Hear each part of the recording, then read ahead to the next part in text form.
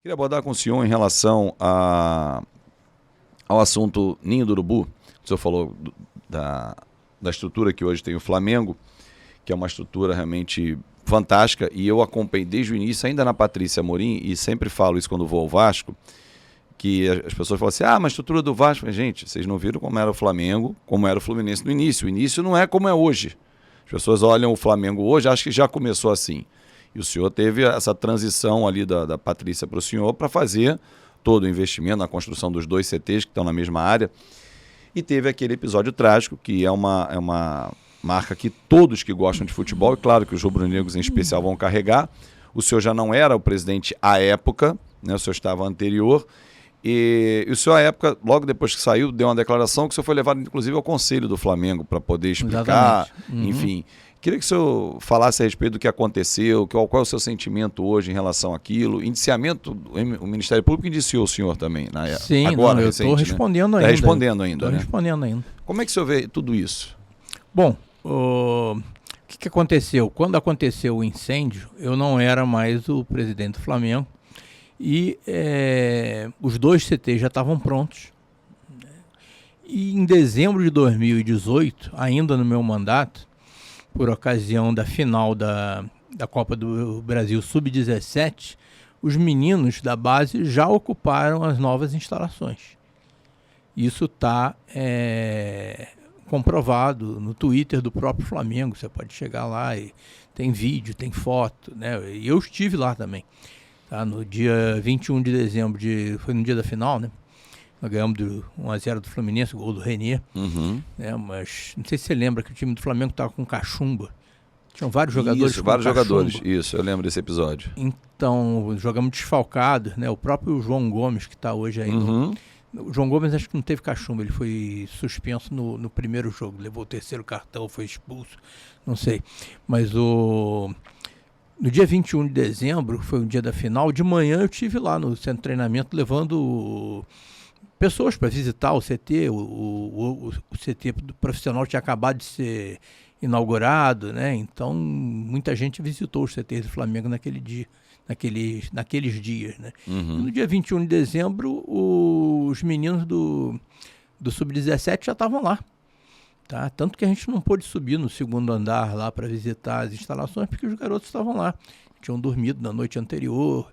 Então, o que eu falei naquela entrevista para o Jorge Nicola foi que, sem acusar ninguém, tá? E eu deixei bem claro que eu não estava acusando ninguém, é que provavelmente, se eu ainda fosse presidente do Flamengo, não teria acontecido o incêndio, porque as novas instalações não estariam lá para pegarem fogo, as velhas instalações.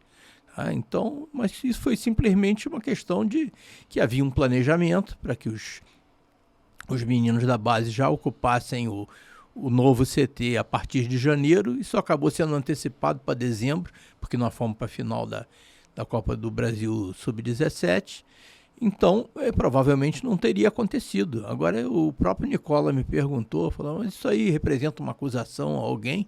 De jeito nenhum, seria um irresponsável se eu estivesse acusando alguém, porque se os garotos voltaram a ocupar aquelas instalações, algum motivo deve ter tido, e provavelmente nenhum deles se relacionava, não foi por isso que a tragédia veio a acontecer. Aliás, as pessoas me perguntam muito sobre esse assunto, né, até hoje, até porque, né, eu estou respondendo ainda sobre isso, né, apesar de não entender bem por quê. Né, mas mesmo o senhor não sendo presidente à época, porque aconteceu foi em fevereiro, né? Foi em fevereiro, o senhor tinha saído 2 meses. Eu não era presidente, já tinha trocado os meninos na nossa administração e os meninos já estavam ocupando as novas instalações e ainda assim, né, eu fui o único dirigente amador responsabilizado. O atual presidente não foi... Não, ninguém da atual administração. Por quê?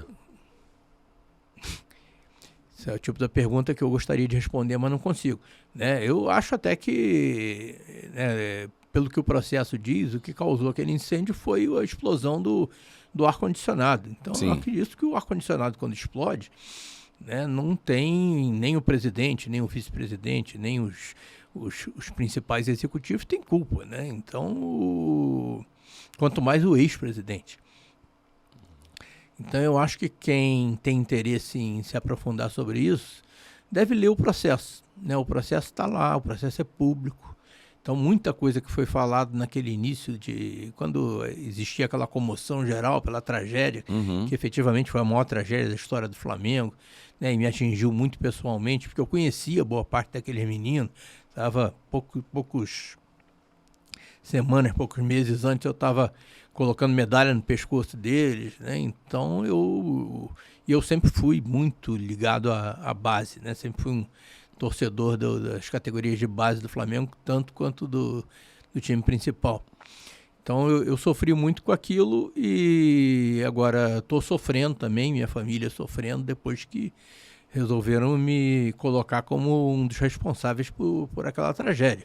Claro que é um sofrimento que não se compara ao sofrimento das famílias que perderam crianças, né, daquela maneira, mas é um dos motivos que me fazem não pensar de forma nenhuma em voltar a assumir a presidência do Flamengo. Nem tanto por mim, tá? Porque eu encaro, não teria problema nenhum. Mas eu não tenho direito de pedir à minha família que se sacrifique, que sofra mais, né, por conta desse assunto que realmente é muito desagradável. Mas quem tiver interesse em ter detalhes sobre aquilo, eu recomendo que leia o processo.